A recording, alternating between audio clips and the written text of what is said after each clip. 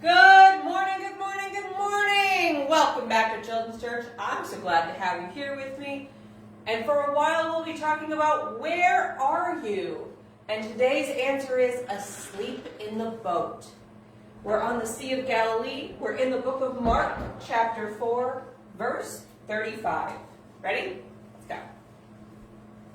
On that day, when evening had come, he told them, "Let's cross over to the other side of the sea."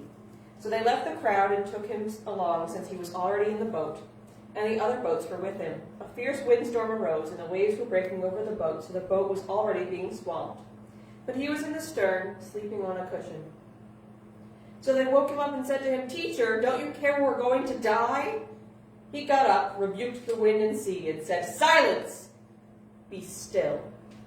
The wind ceased, and there was a great calm. Then he turned to him and said, "Why are you fearful? Do you still have no faith?" And they were terrified and asked one another, "Who is this? Even the wind and waves obey him." Then they came to the other side of the sea, to the region of Gerasenes.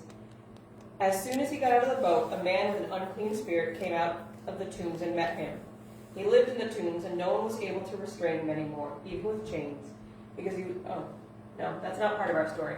I always forget how terse Mark is. Mark is not a detail man. He's a big picture man. Several things I like about the story. Number one, I like that we know Jesus took naps. I also think it would be exhausting to talk to that many people, and I too would be napping in the bottom of the boat. Number two, Jesus was not afraid. He was sleeping through the storm. The disciples were like, "We're going to die." And Jesus was just, no worries. And when he gets up, he's kind of mad about it. He was a person. I don't like being woken up either. Gets up, yelled at the storm, "Peace, be still." And the storm stopped. And then he turns on the disciple and says, "Why are you afraid? Where is your faith?" And it says what the disciples do next. It doesn't say what Jesus did next.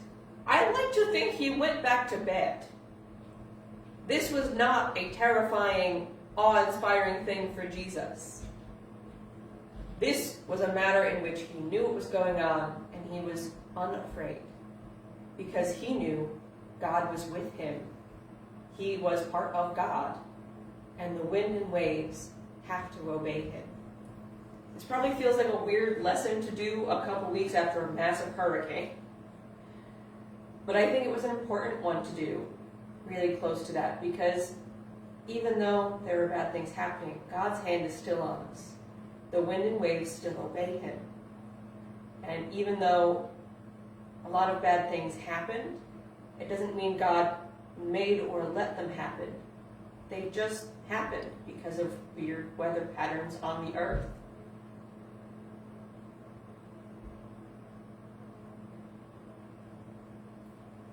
But mostly what I wanted to talk about today is no matter what storm is going on, God is with us always. No matter what's happening in the earthly realm around us, God is always with us in our spirit. So the answer to is, where are you? When you're asking God, is in our hearts. And I'll be back next week with more Where Are You? And I'll see you guys then.